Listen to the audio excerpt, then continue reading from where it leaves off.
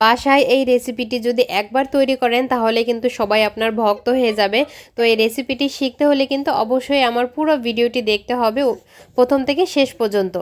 প্রথমে আমি এখানে 3টা টাকি মাছ নিয়ে নিলাম, ভালো করে ধুয়ে পরিষ্কার করে নিয়েছি। এখন একটু হলুদ দিয়ে দিলাম আর একটু লবণ দিয়ে দিলাম, একটু ভালো করে মাখিয়ে নিতে হবে। আর এখন এই যে মাছটাকে একটু চিড়ে দিতে হবে যাতে ভালোভাবে সিদ্ধ হয়ে যায় আর এর ভিতরে একটু মশলাও ঢুকে। তো এই যে আমি একটু চিড়ে দিয়েছি, এই কাজটা কিন্তু আপনারা হলুদ লবণ মাখানোর আগেও করতে পারেন। তো একটা গ্যাসের চুলে আমি এরকম একটা স্ট্যান্ড দিয়েছি, স্ট্যান্ডের ওপরে একটু তেল ব্রাশ করে দিলাম হালকা করে। এতে কি হবে, আমি মাছটা যখন পোড়াবো তখন কিন্তু এই মাছটা আর স্ট্যান্ডে লেগে থাকবে না।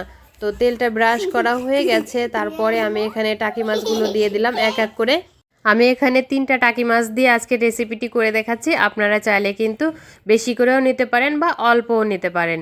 তারপর এখানে দিয়ে দিলাম পেঁয়াজ, একটু ছোট সাইজের পেঁয়াজ আমি আস্তই দিয়েছি, আর কয়েকটা রসুন আর কয়েকটা কাঁচামরিচ আমি এভাবে চারপাশ থেকে ছড়িয়ে দিলাম। এগুলো আস্তে আস্তে পুড়ে যাবে। তারপরে এখানে চুলার জালটা কিন্তু অন করে দিতে। তো এই পর্যায়ে কিন্তু আমি চুলাটা এখন অন করে দিব। আপনারা চাইলে কিন্তু এই কাজটা কাঠের যে চুলা থাকে ওই চুলাতেও করে নিতে পারবেন। আমি আজকে গ্যাসের চুলাতে করব। চুলাটা অন করে দিয়েছি, এখন খুবই লো হিটে এই মাছটাকে আমি পুড়াই নেব। যদি চুলার আঁচটা বেশি দিয়ে দেন তাহলে কি হবে, মাছটা অনেক দ্রুত পুড়ে যাবে আর সেদ্ধ হবে না, ভিতরে উপরে চামড়াটা পুড়ে যাবে। তো 5 মিনিট পরে একটু উল্টাই দিতে হবে। আর দেখুন আমি যেহেতু তেল ব্রাশ করে দিয়েছিলাম এর জন্য কিন্তু মাছটা স্ট্যান্ডের সাথে লেগে যায়নি, খুব সুন্দরভাবে উঠে আসছে আর মাছটা অনেক সুন্দরভাবেই সেদ্ধ হচ্ছে। তো অল্প জাল দিয়ে মাছটাকে সেদ্ধ করে নেন যদি, তাহলে কিন্তু অনেক ভালো হবে। আর উপর থেকে হালকা করে একটু তেল দিয়ে দিলাম যাতে মাছটা একদম ড্রাই হয়ে না যায়। তো এভাবে উল্টে পাল্টিয়ে সব কিছু আমি পুড়িয়ে নিয়েছি। পেঁয়াজ রসুন মরিচটাও অনেক সুন্দর করে পুড়াই নিছি। আর একেবারে যে পুড়ে গেছে সেটাও কিন্তু না, কিন্তু একটু পোড়া পোড়া ভাব আসছে। এটা খেতে কিন্তু অনেক বেশি ভালো লাগে আর সেদ্ধও হয়েছে অনেক সুন্দর। আমি এখন সব কিছু একটা বাটিতে তুলে নিব। অবশ্যই এই কাজটা করার আগে কিন্তু একটু মাছটা আর মশলাগুলো একটু ঠান্ডা করে নেবেন, তা না হলে কিন্তু হাত পুড়ে যেতে পারে। তো এই যে আমি এখন মাছের কাঁটাটা ছাড়াই নিব। আর এর মাঝখানে যে একটা বড় কাঁটা থাকে ওই কাঁটাটা ফেলে দিতে হবে আর মাথার অংশটা ফেলে দিতে হবে, এছাড়া পুরোটাই কিন্তু মাছ নেওয়া যাবে। তা এর মধ্যে যখন বড় বড় যে কাঁটা থাকবে ওগুলোও কিন্তু বেছে নিতে হবে ভালো করে। তো সব মাছ আমি বেছে নিছি। তারপরে এখানে দিয়ে দিলাম পেঁয়াজ আর এই যে পুরা রসুন, 2-1টা রসুন দেখছি একটু বেশি পুড়ে গেছে, ওইগুলো একটু ফেলে দিব।